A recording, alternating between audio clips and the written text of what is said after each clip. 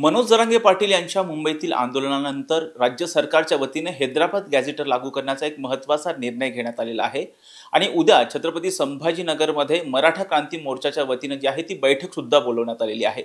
याच विषयी बोलण्यासाठी माझ्यासोबत मराठा सेवा संघाचे विकास अण्णा पासलकर आहेत। अण्णा, एका बाजूला बघतोय की सरकारनं जे आहे हैदराबाद गॅझेटर लागू करण्याचा महत्त्वाचा निर्णय घेतलेला आहे। उद्या मराठा क्रांती मोर्चाची छत्रपती संभाजीनगरमध्ये बैठक आहे, काय अजेंडा आहे?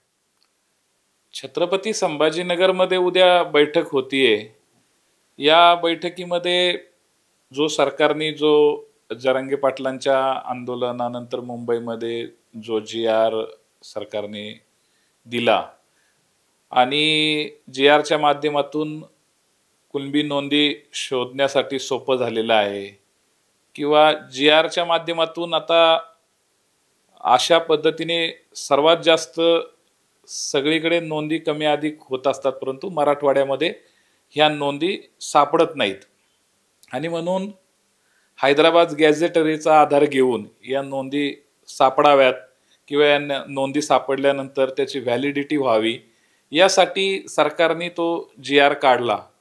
परंतु जी.आरच्या निघाल्यानंतर समाजामधील आरक्षणावरती काम करणारे अनेक वेगवेगळ्या क्षेत्रात काम करणारे जे लोक आहेत त्यांच्या मनामध्ये एक थोडीशी भावना वेगळी आहे की या जी.आरच्या माध्यमातून कुणबी नोंदीची जी संख्या आहे ती पुरेशी संख्या नाहीये आणि त्यामुळं मूळ उद्देश जो होता तो मराठा समाजाला ओबीसी मधून आरक्षण हवंय किंवा त्या आरक्षणाची जी खरी गरज आहे ती तिथल्या समाजाला आहे आणि ती गरज पूर्ण होताना दिसत नाहीये। त्याच्यामुळं ती थोडासा असंतोष किंवा अस्वस्थता आहे आणि त्या माध्यमातून मराठा क्रांती मोर्चा असेल किंवा मराठा आरक्षणासाठी अनेक वर्ष जे कार्यकर्ते, जे समन्वयक, जे नेते यामध्ये काम करतायत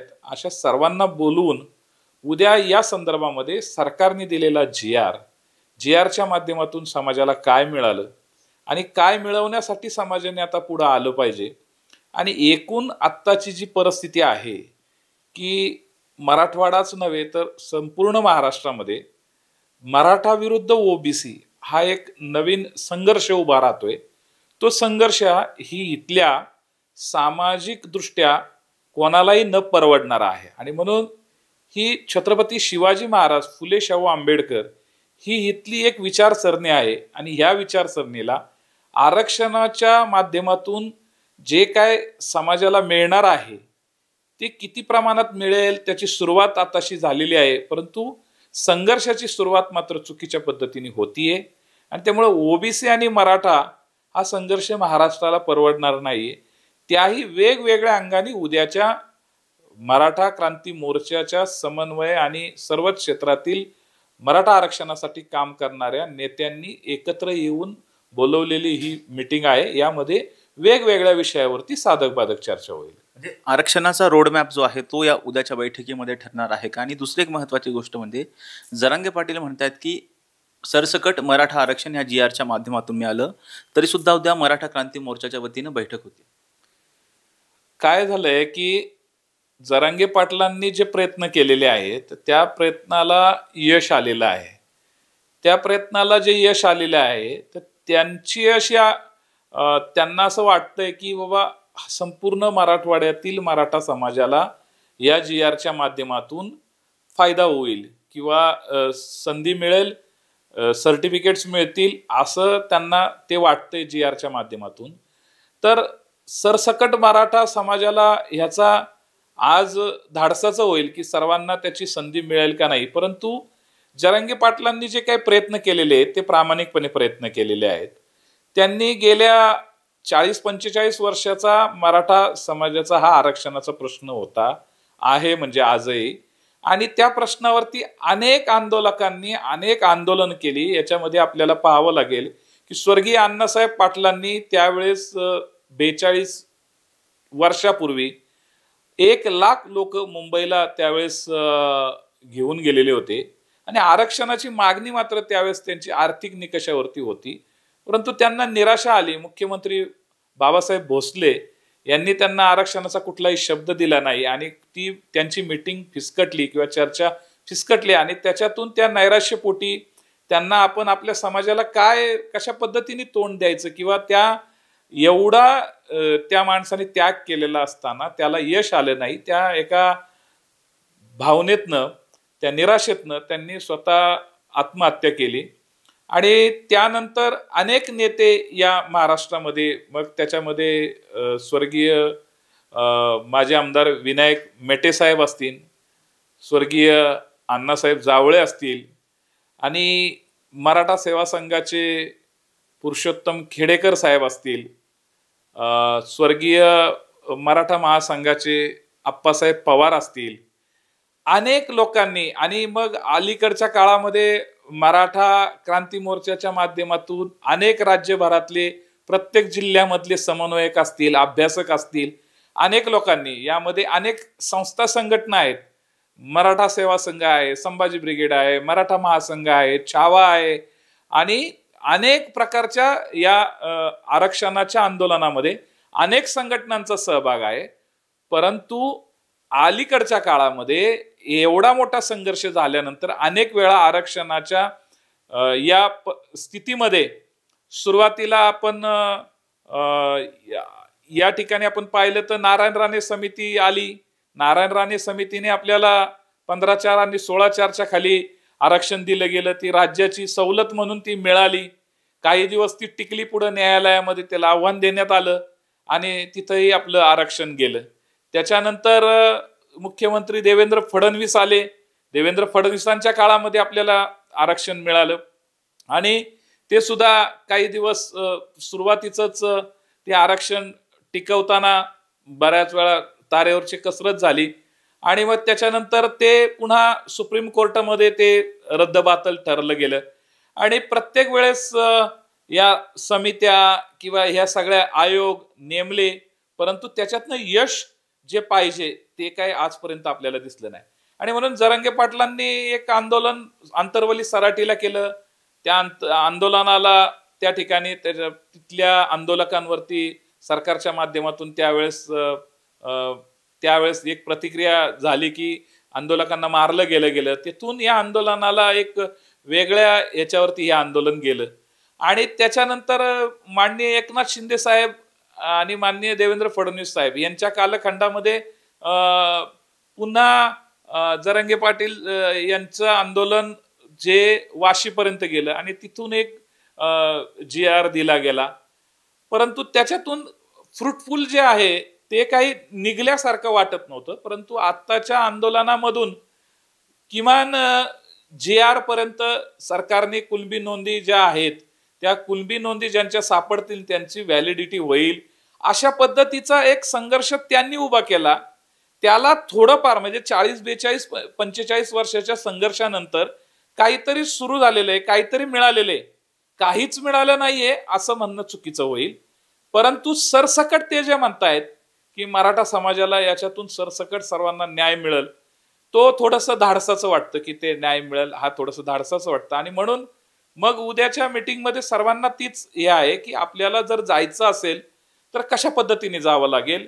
आपल्याला कॉन्क्रीट प्रोग्राम घेऊन हा विषय राज्य सरकार त्याच्या अखत्यारीमध्ये सोडवणार आहे का हे केंद्र सरकारपर्यंत जाईल. कारण आपल्याला आज 50%च्या आतमध्ये जर आरक्षण हवं असेल तर ते आरक्षण टिकावं असेल. परंतु सरकार, कुठलंही सरकार त्याची इच्छाशक्ती असली पाहिजे आणि ते खरोखरच देऊ शकतं का. कारण काय होतं की सदा सर्व काळ आपण लोकांना फसवू शकत नाहीये आणि म्हणून समाजाची सुद्धा खूप मोठी फसवणूक व्हायला नको. 50%च्या आरक्षण आतमध्ये देणं मला तरी आजच्या घडीला शक्य वाटत नाहीये की ओबीसी मधून 50%च्या आतमध्ये देणं. खरं तर हा मराठा समाजावरती खूप मोठा अन्याय आहे. कारण मराठा समाजाला आजपर्यंत अनेक समित्या लावल्या, अनेक निकष लावले गेले, अनेक मागासवर्गीय आयोगाने त्याची निरीक्षणं नोंदवली गेली. मराठा समाज हा मागासलेला आहे का ह्याचं सगळं निरीक्षण राज्यभर फिरून या समित्यांनी केलं. परंतु मंडल आयोगाच्या शिफारशीनंतर महाराष्ट्र हे पहिलं राज्य ठरलं. त्यावेळेचे मुख्यमंत्री माननीय शरद पवार साहेब यांच्या काळामध्ये मंडल आयोगाच्या शिफारशी लागू झाल्या आणि ओबीसी समाजाला मंडल आयोग हे महाराष्ट्रामधलं पहिलं राज्य आहे की ज्यांनी मंडल आयोग लागू केला. परंतु काही काळानंतर 1994 मध्ये याच ओबीसीच्या ज्या जाती होत्या, साधारणतः 181 पर्यंतच्या जाती त्याच्यामध्ये समाविष्ट होत्या, पण नंतरच्या काळामध्ये त्याच्यामध्ये अनेक जातींचा समावेश केला गेला आणि त्यांना आरक्षण दिलं गेलं. तर आपलं असं म्हणणं आहे की बाबा त्या ओबीसी बांधवांना आरक्षण दिलं गेलं त्यावेळेस कुठल्या प्रकारचे निकष वापरले होते असं GR त्यावेळी त्यांचं मागासले पण सिद्ध झालं होतं. नाही, 181 जातींचं मागासले पण मंडल आयोगाच्या निकषानुसार झालेलं होतं. परंतु नंतरच्या ज्या जाती त्याच्यामध्ये ज्या घातल्या गेल्या तर त्याच्यासाठी अशी कुठली सर्वेक्षण किंवा कुठली यंत्रणा नव्हती. डायरेक्ट एका GRच्या माध्यमातून त्या ठिकाणी त्यांना संधी देण्यात आली आणि ती त्यांना संधी दिली गेली. त्याच्याबरोबर महाराष्ट्रामध्ये अनेक छोट्या छोट्या जाती आहेत की त्यांच्या एका एका कागदावरती त्यांना आरक्षण दिलं गेलेलं आहे. आणि म्हणून मी महाराष्ट्रातील मराठा समाजाचा एवढ्या वर्षाचा संघर्ष आहे, त्याला एक सामाजिक न्यायाची त्याची भावना आहे आणि सामाजिक न्याय मागतोय.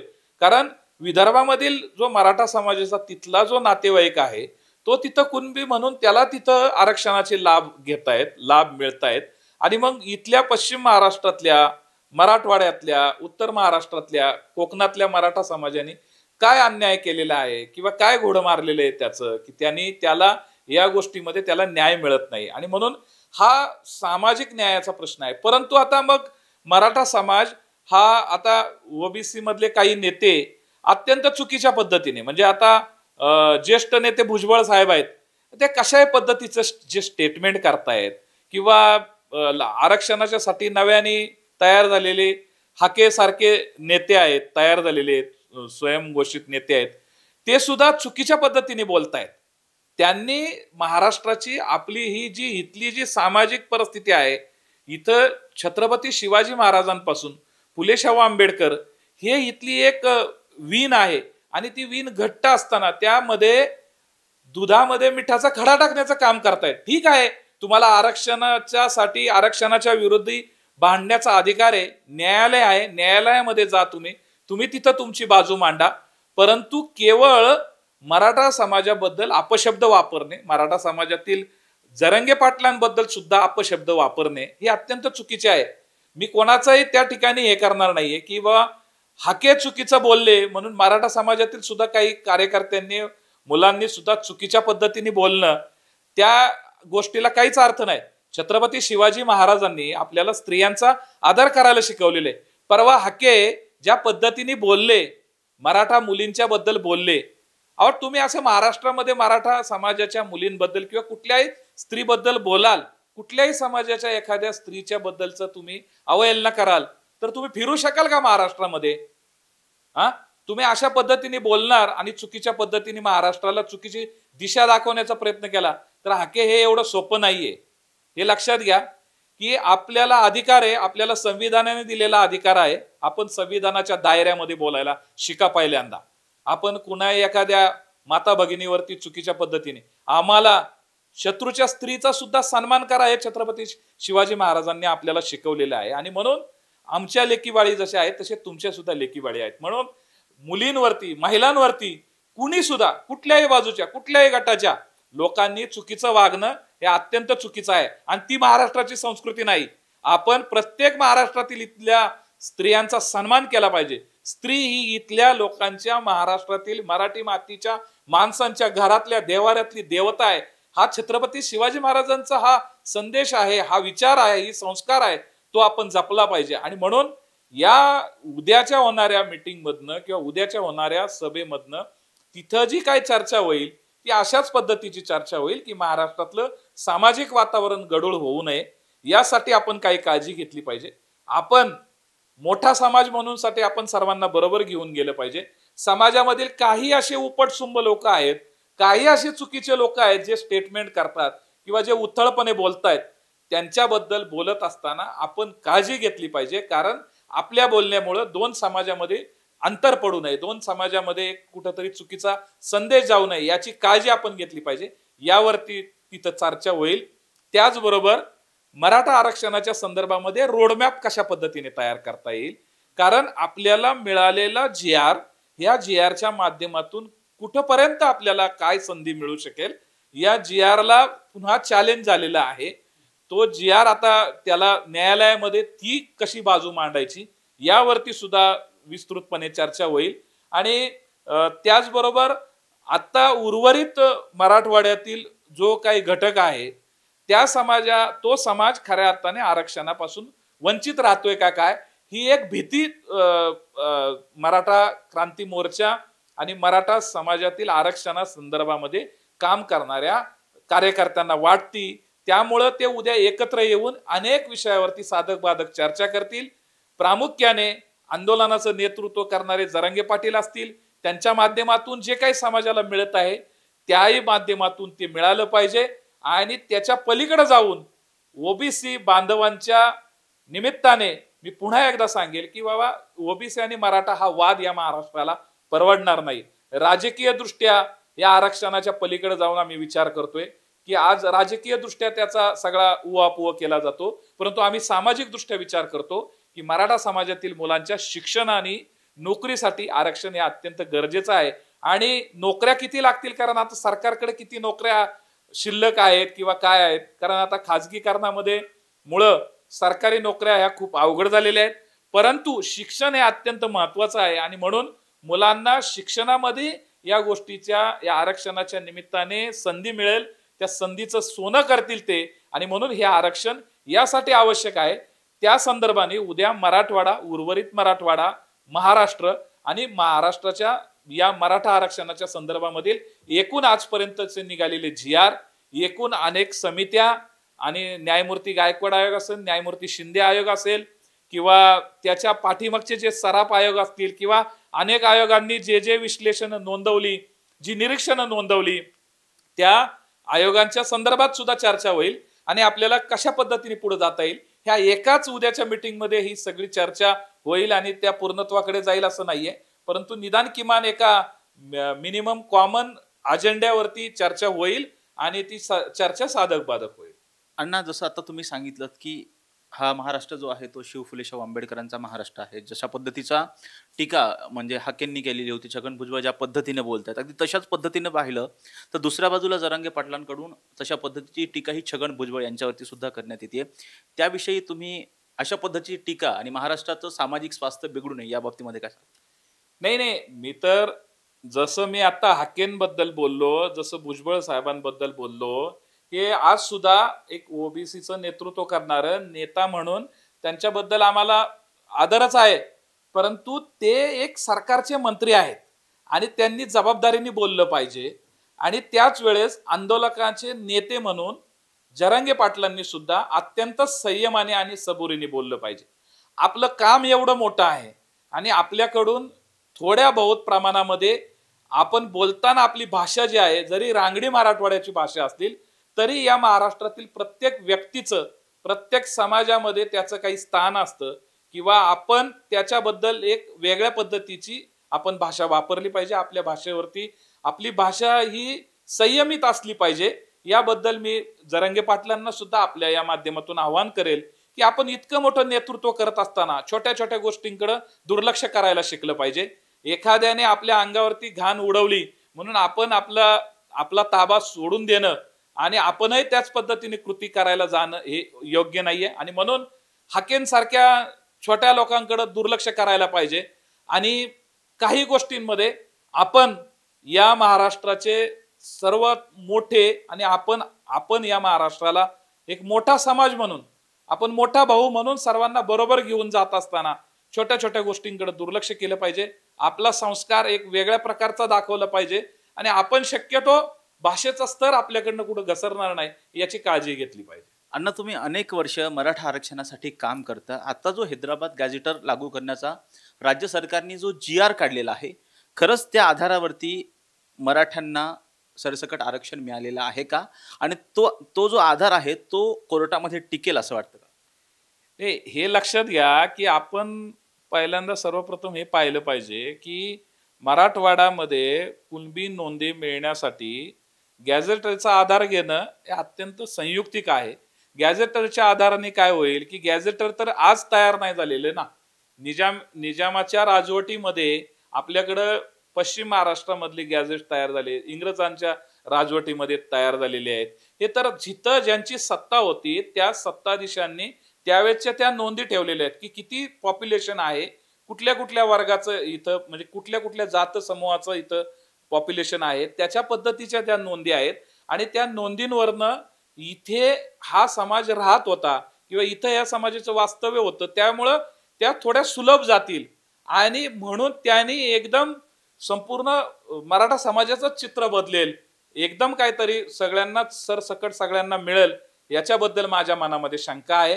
की परंतु किमान आज सुरू झालेलं एक जे पाऊल आहे, मी मगाशी सांगताना तुम्हाला सांगितलं की 40-45 वर्षाचा हा संघर्ष आहे आणि घटनादत्त जो अधिकार आहे, म्हणजे आम्ही कुणबी आहोत, आम्ही शेतकरी आहोत, जर आमच्या नोंदी पूर्वीच्या 1967 पूर्वीच्या नोंदी किंवा त्याच्या अगोदरच्या नोंदी जर आमच्या सापडत असतील तर तो आमचा अधिकार आहे आणि त्या अधिकाराच्या माध्यमातून त्या ठिकाणी अंशतः का होईना परंतु मराठा समाजाला तो न्याय मिळेल.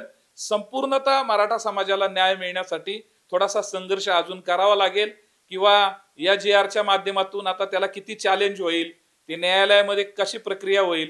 आणि म्हणून ही तर खऱ्या अर्थाने सरकारची जबाबदारी आहे, कारण सरकारने एक सामाजिक न्यायाची भूमिका घेऊन हा GR आधारित हे GR दिलेला आहे.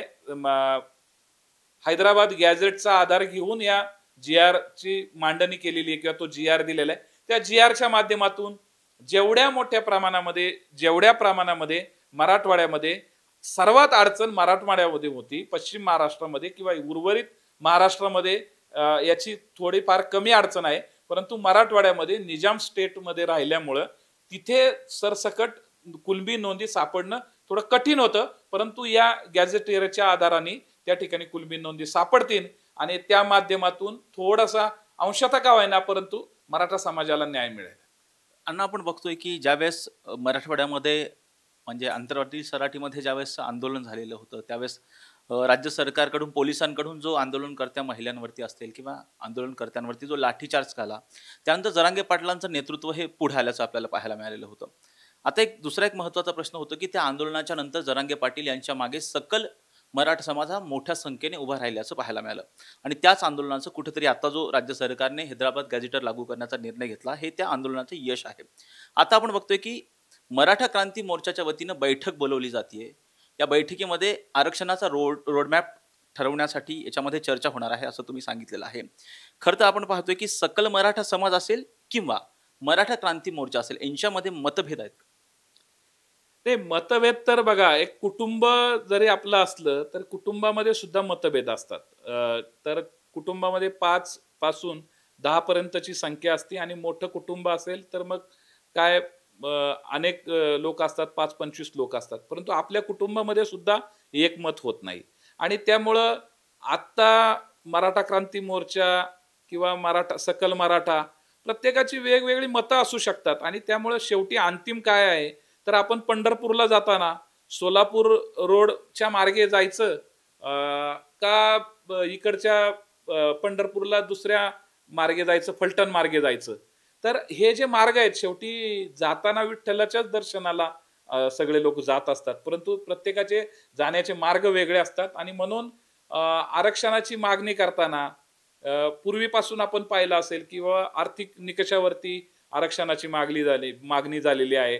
त्याचबरोबर मग ओबीसी मधनं मागणी झालेली. ओबीसी मधनं झालेल्या मागणीमध्ये ESBC मध्ये पहिल्यांदा सुरुवातीला आरक्षण मिळालं, त्याच्यानंतर SCBC मध्ये आरक्षण मिळालं आणि म्हणून मग प्रत्येकाला एक 50% आतमध्ये काहींचा आग्रह आहे की 50% आतमध्ये मिळालं तर ते टिकावं असेल. 50% वरती गेले की न्यायालयाच्या इंदिरा सॅनीच्या कॅपमध्ये ते उडवलं जातं आणि त्यामुळं मग ह्या सगळ्याचे प्रत्येकाचे विचार वेगवेगळे आहेत की प्रत्येकाला असं वाटतं की ह्या एका मार्गाने गेलो तर आपण त्याच्यामध्ये काही यशस्वी होऊ, परंतु शेवटी हे न्यायालयाच्या कक्षेमध्ये जातं आणि त्यावेळेस त्या ठिकाणी यश अपयश येतं.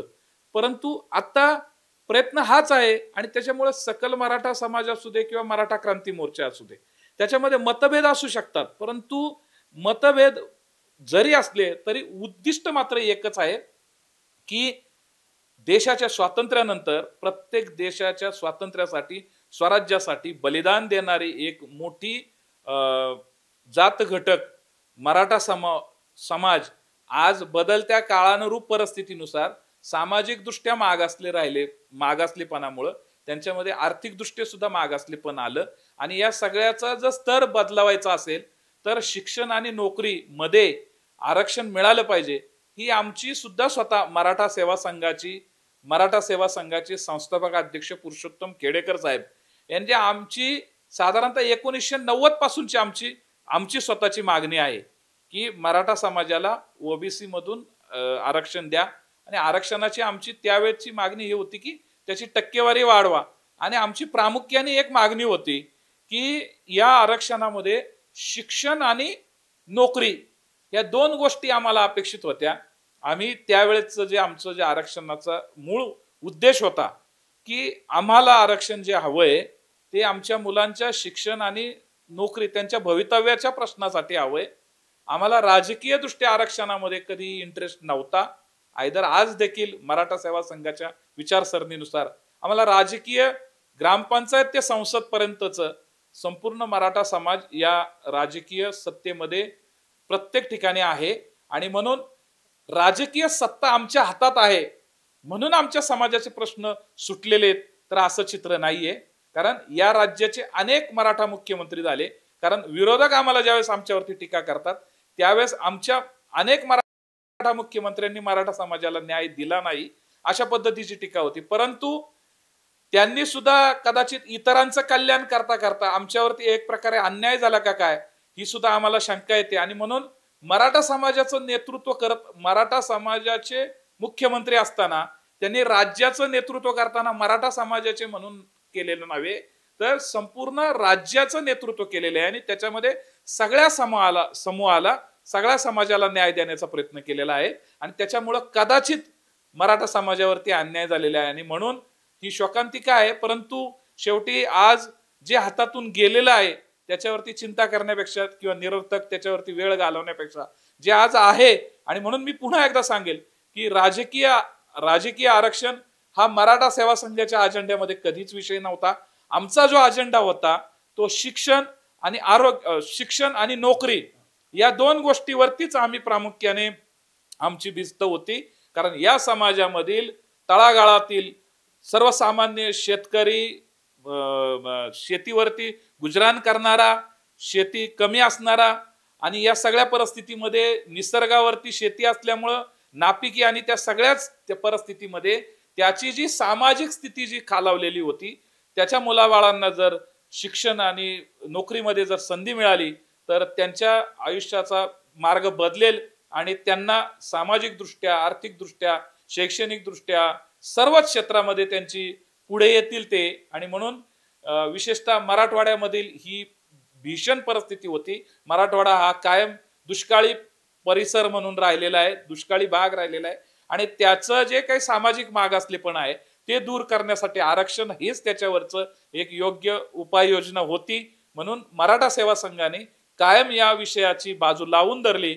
अनेक आयोग आले, त्यावेळेस अनेक आयोगांच्या समोर सुद्धा आमच्या लोकांनी अनेक वेळा साक्ष दिलेले आहेत, आंदोलनं केलेले आहेत, आंदोलनामध्ये जेलमध्ये गेलेले आहेत आणि म्हणून आरक्षणाची ही निरंतर प्रक्रिया चालू आहे। या आरक्षण प्रक्रियेमध्ये अनेक लोकांनी याच्यामध्ये आपलं योगदान दिलेले, अनेक लोकांनी बलिदान दिलेले, अनेक तरुणांनी सुद्धा या आरक्षणासाठी आत्मबलिदान दिलेले आहे आणि म्हणून त्या सर्वांचं या ठिकाणी स्मरण होणं देखील गरजेचं आहे आणि सर्वच या आंदोलनामधले जे काही घटक असतील, जे काही नेते असतील त्या सर्वांना सुद्धा समन्वय राखला गेला पाहिजे।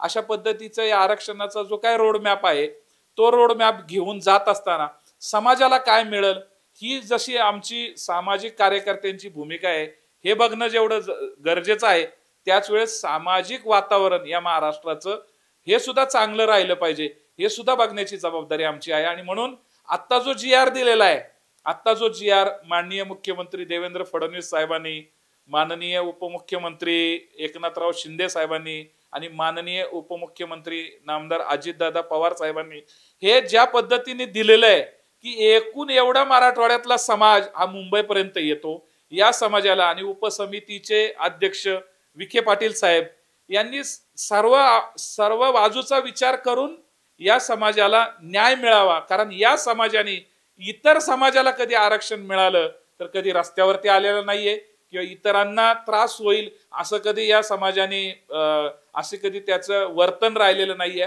आणि म्हणून आज सामाजिक न्यायाच्या दृष्टिकोनातून पाहून या संदर्भामध्ये दोन गटामध्ये, दोन समूहामध्ये, दोन समाजामध्ये जो वाद आज निर्माण होतोय तो वाद निरर्थक आहे. माननीय भुजबळ साहेबांनी ओबीसी घटकामधील सर्व प्रमुख नेत्यांनी राज्य सरकारच्या प्रमुखांबरोबर माननीय देवेंद्रजी असतील, अजितदादा असतील, एकनाथराव असतील यांच्याबरोबर बसून माननीय जरांगे पाटील, मनोज दादा असतील, अनेक बाकीचे समन्वयक असतील, या समन्वयाने राज्याच्या प्रमुखांनी सुद्धा या ठिकाणी या सर्वांना बोलवून या आरक्षणाच्या संदर्भामध्ये एक संपूर्ण दिशा आणि क्लिअर पिक्चर मांडलं पाहिजे. अन्यथा महाराष्ट्राच्या सांस्कृतिक महाराष्ट्राचा बिहार होण्यापासून आपण त्याला वाचवू शकत नाही, कारण संपूर्ण जातीमध्ये हे वाद निर्माण होईल आणि तो वाद महाराष्ट्राला परवडणार नाहीये. आरक्षणामधनं किती फलनिष्पत्ती होईल त्यापेक्षा राज्याचं वातावरण हे जी घडी आहे छत्रपती शिवाजी महाराजांपासून फुले शाहू आंबेडकरांची, ही जी वीण आहे ती विस्कटल्याशिवाय राहणार नाही. त्यामुळे दोन्ही बाजूच्या बोलताना प्रत्येक नेत्याने, प्रत्येक कार्यकर्त्याने अत्यंत जबाबदारीने बोलावं, अत्यंत जबाबदारीने सोशल मीडियावरती व्यक्त व्हावं आणि आपली सामाजिक परिस्थिती बिघडणार नाही याच्याकडे प्रत्येकाने लक्ष द्यावं असं मला या ठिकाणी सूचित करावं असं वाटतं. अण्णा, दुसरी एक महत्वाची गोष्ट अशी आहे, जसं आता तुम्ही सांगितलं की एकाच कुटुंबामध्ये आम्ही आहोत आणि लक्ष फक्त एकच आहे की मराठा आरक्षण. त्यामुळे कुटुंबामध्ये वाद तर होतच असतात. त्यामुळे उद्या जी मराठा क्रांती मोर्चाच्या वतीनं बैठक बोलवण्यात आलेली आहे त्या बैठकीचं आमंत्रण मनोज जरांगे पाटील यांना दिलं जाणार आहे. ते आता दादांना आमंत्रण, जे संभाजीनगरचे जे आयोजक आहेत त्यांनी मनोज दादांना आमंत्रण दिलेलं असेल अथवा त्यांच्यापर्यंत निरोप पोचलेला असेल, पण आता उद्याच्या चर्चेमध्ये हा राज्यभरातले समन्वयक एकत्र येऊन चर्चा करतील. त्याच वेळेस मनोज दादांबरोबर जे काम करणारे समन्वयक आहेत ते सुद्धा जातील ना. उद्या त्यांनी निमंत्रण, नेतृत्व त्यांनी केले तर त्यांना आमंत्रित केलं जाणार आहे. नाही, आता उद्याची जी मीटिंग आहे ती मराठा क्रांती मोर्चाचे समन्वयकांनी बोलवलेली आहे आणि त्याच्यामुळं मराठा क्रांती मोर्चाचे समन्वयक आणि मनोज दादा यांच्यामध्ये काही तात्विक काही मतभेद असतील किंवा नसतील तर त्या संदर्भामध्ये त्या जे उद्याचे जे आयोजक आहेत तेच याच्यावरती तुम्हाला जास्त सांगू शकतील. परंतु मला असं वाटतं की मनोज दादा उद्या मीटिंगला येतील किंवा नाही येतील, कारण त्यांनी शेवटी एका विषयाचं यश संपादन केलेलं आहे.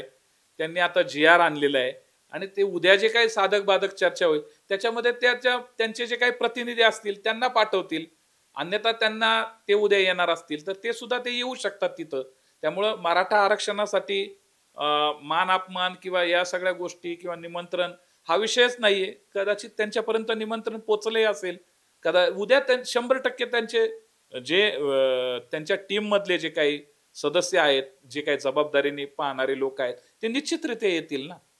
अण्णा, दुसरी एक महत्वाची गोष्ट बघतोय की जसा उल्लेख होतोय की हैदराबाद गॅझेटरमध्ये मराठा समाजाचा कुणबी म्हणून उल्लेख आहे, अगदी तशाच पद्धतीनं बंजारा समाज हा ST मध्ये आहे अशा पद्धतीचा सुद्धा एक उल्लेख केला जातोय. तशी मागणी आता मराठा समाज, अर्थात जर पाहिलं तर बंजारा समाज हा ST प्रवर्गामध्ये त्याचा समावेश करावा अशी मागणी धनंजय मुंडे यांनी केलेली आहे. त्यामुळे हैदराबाद गॅझेटर कुठंतरी जे राज्यामध्ये जे आहेत ते वातावरण चिघळण्यासाठी किंवा म्हणतोय की अधिक आरक्षणाचा प्रश्न अधिकपणे मतभेद निर्माण करण्यासाठी कारणीभूत ठरते.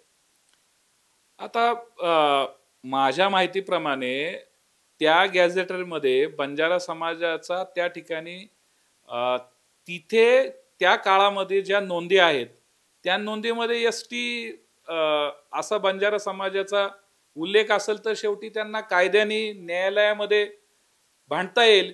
परंतु मला असं वाटत नाही, कारण या ठिकाणी मराठा, कुणबी हे जे सगळे जे जात घटक आहेत ते वंजारा समाजाची जेवढी संख्या असेल तेवढे वंजारा समाजाच्या पुढे आलेली असेल किंवा बंजाराची आलेली असेल.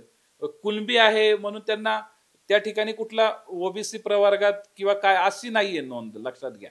त्यामुळे बंजाराची नोंद ही ST मध्ये कशी येऊ शकेल किंवा बंजारा समाजाला मिळण्यासाठी, बंजारा समाजाला STच्या प्रवर्गामध्ये जाण्यासाठी बंजारा समाजाला तशा दृष्टिकोनातून प्रयत्न करावे लागतील, तशा पद्धतीने न्यायालयामध्ये आपली सगळी बाजू मांडावं लागेल. कारण एसटी हे देशातलं सर्वात अत्यंत क्लिष्ट आणि अवघड असं आरक्षण आहे. कारण डॉक्टर बाबासाहेब आंबेडकरांच्या घटनेमध्ये सुद्धा याचं जे प्रावधान आहे ते अति मागास वर्गासाठी आहे. आणि जो जंगलामध्ये राहणारा जो प्राणी आहे किंवा जे लोक आहेत, जे घटक आहेत जंगलामध्ये राहणारे, त्या आदिवासी कुटुंबांसाठी किंवा आदिवासी घटकासाठी हा शेड्यूल ट्राईबचा हे केलेला आहे, त्याच्यामध्ये समावेश केलेला आहे. आणि म्हणून हे देशातलं अत्यंत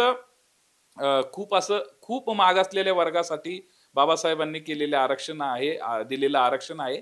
आणि म्हणून त्या आरक्षणामध्ये ह्या विषयामध्ये ज्यावेळेस एसटी प्रवर्गामध्ये बंजारा समाजाची मागणी आहे, त्यावेळेस बंजारा समाजाच्या मागणीला अनुकूल असं बंजारा समाजाला त्या ठिकाणी एव्हिडन्स किंवा कागदपत्री त्यांनी जर काही सादर केलं तर निश्चितरित्या त्याचा फायदा होऊ शकेल. परंतु आज त्याच्यावरती धाडसाने बोलणं योग्य होणार नाही.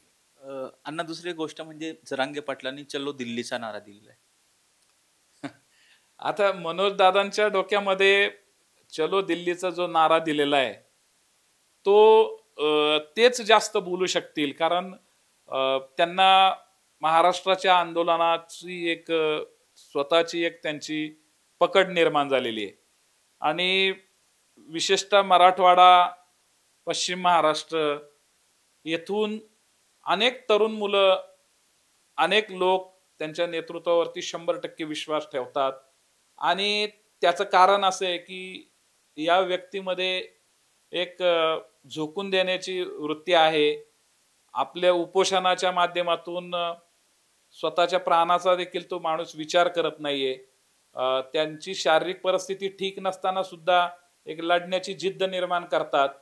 आणि मुंबईच्या आंदोलनाने त्यांच्यामध्ये एक आत्मविश्वास मोठ्या प्रमाणामध्ये प्रबळ झालेला असेल.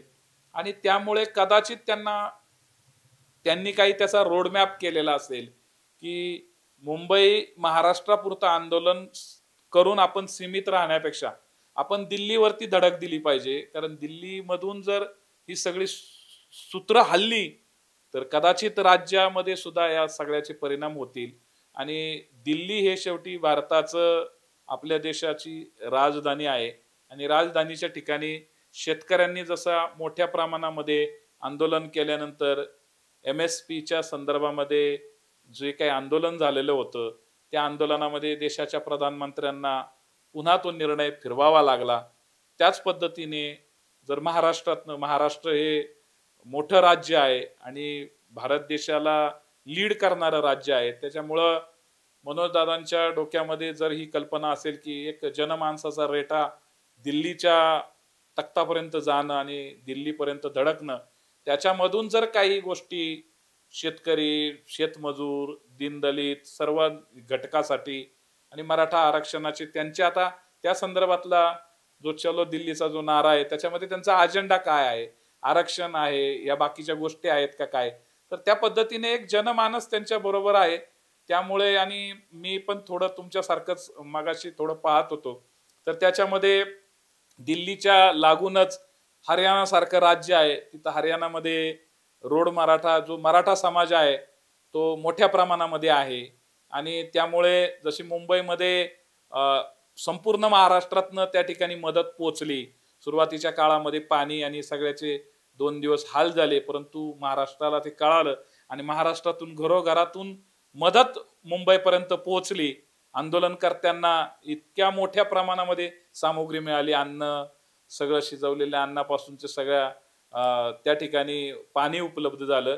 त्याच पद्धतीने तो एक त्यांच्यामध्ये एक आत्मविश्वास आहे. कारण आम्ही मराठा सेवा संघाने गेल्या 25-30 वर्षामध्ये मराठा सेवा संघ आणि संभाजी ब्रिगेडनी हरियाणा सारख्या राज्यामध्ये खूप मोठ्या प्रमाणामध्ये जाऊन समाज जागृतीचं काम केलेलं आहे. आणि त्याच्यामुळे आज त्या ठिकाणी खूप मोठी संख्या आहे. आज तुमच्या चॅनेलच्या माध्यमातून सांगताना मला विशेष वाटतं की तिथं आज 7 ते 8 जिल्ह्यांमध्ये साधारणतः 10 ते 15 लाख मराठी आज त्या ठिकाणी हरियाणामध्ये आहेत. आणि त्याच्यामुळं हरियाणा हे फक्त 125 किलोमीटर दिल्लीपासून दूर असणारं राज्य आहे. आणि त्यामुळं मागच्या आंदोलनामध्ये सुद्धा हरियाणाचे सुद्धा सर्वात जास्त शेतकरी होते आणि त्यामुळं मनोज दादांना वाटलं असेल की आपण दिल्लीवरती सुद्धा दिल्लीच्या ठिकाणी जाऊन आंदोलन केलं पाहिजे आणि त्या ठिकाणी आपले बांधव आहेत ते आपल्याला निश्चितरित्या मदत करतील आणि म्हणून त्यांचं ते नियोजन असेल, परंतु जे काही त्यांचं पूर्ण नियोजन असेल तर तेच त्या संदर्भामध्ये जास्तीत सांगू शकतात आपल्याला. अण्णा, आपण बघतो की मराठा सेवा संघ असेल किंवा संभाजी ब्रिगेड असेल, त्यांनी कायम सामाजिक स्वास्थ्य कायम टिकून ठेवण्यासाठी प्रयत्न केले. मग ते फुले शाहू आंबेडकरांचे विचार असतील.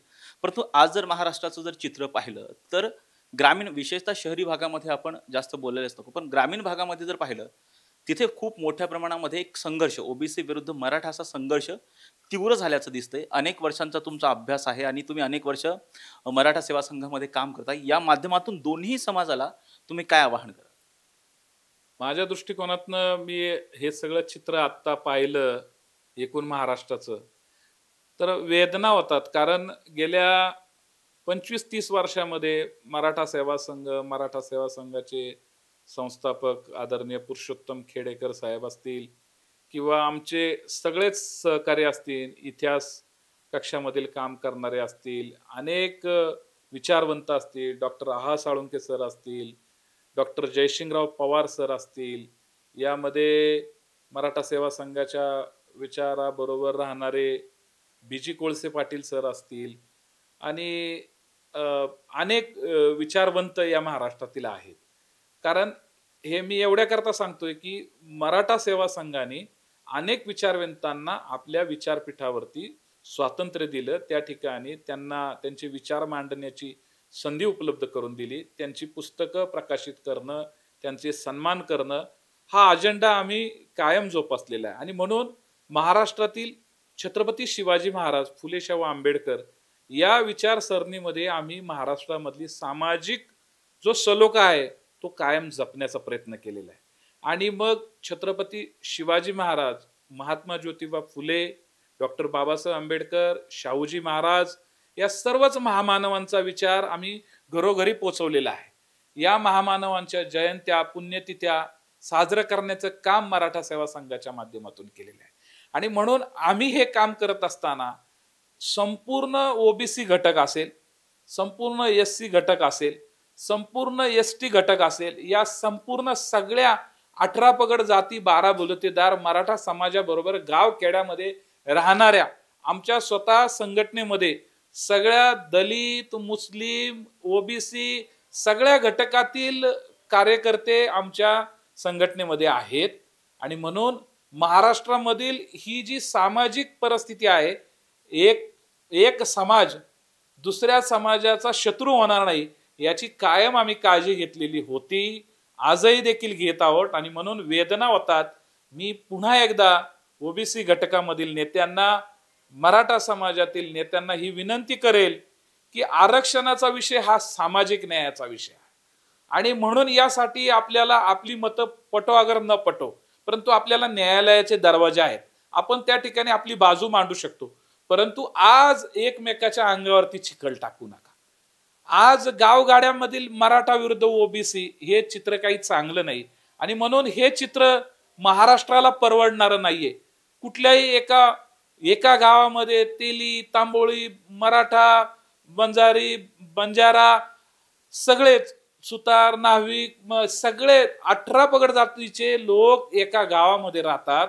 आणि त्या गावामध्ये जर तिथला मुल्ला, मौलवी, मुस्लिम या धर्म, जात याच्या पलीकडे जाऊन गावामध्ये लोक एकोप्याने राहतात.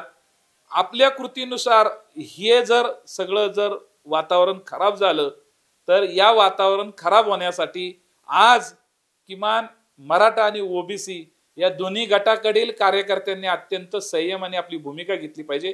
गावगाड्यातील 18 पगड जातीतील संपूर्ण समाज हा आपल्या बरोबर आहे आणि आपल्याला त्याला बरोबर घेऊन जाणं हे आपलं प्रथम कर्तव्य आहे. त्यामुळं आपलं जे काही वादविवाद असतील ते न्यायालय प्रक्रियेमध्ये होत राहू द्या, परंतु कुठल्याही छोट्या मोठ्या घटकाला आपल्याकडनं त्रास होणार नाही. आणि ओबीसी बांधवांना ही विनंती आहे की न्यायालयाचे दरवाजे आपल्यासाठी सतत उघडे आहेत. आपण त्या ठिकाणी आपला संघर्ष करू, परंतु गाव पातळीवरती तुमच्या राजकीय स्वार्थासाठी गावागावामध्ये जर भेद निर्माण झाले तर महाराष्ट्राला ज्या महान संतांनी आणि महान संतांमध्ये संत ज्ञानेश्वर महाराज, संत तुकाराम, गोरा कुंभार, सावता माळी या सगळ्याच ज्या या संतांनी जी परंपरा दिलेली आहे, हा संतांचा आणि वीरांचा थोर महापुरुषांचा महाराष्ट्र आहे. आणि हा महाराष्ट्र छत्रपती शिवाजी महाराज, छत्रपती संभाजी महाराज, फुले शाहू आंबेडकर आणि त्याच्यानंतरच्या अनेक समाज सुधारकांनी घडवलेला महाराष्ट्र आहे. आणि त्यामुळे या महाराष्ट्राकडे भारत देशामधला संपूर्ण नागरिक, प्रत्येक राज्यामधला महाराष्ट्राकडे एका वेगळ्या आशेने पाहत असताना आपण या महाराष्ट्राचं चित्र खराब करू नये एवढीच आपल्याला या माध्यमातून विनंती करेन.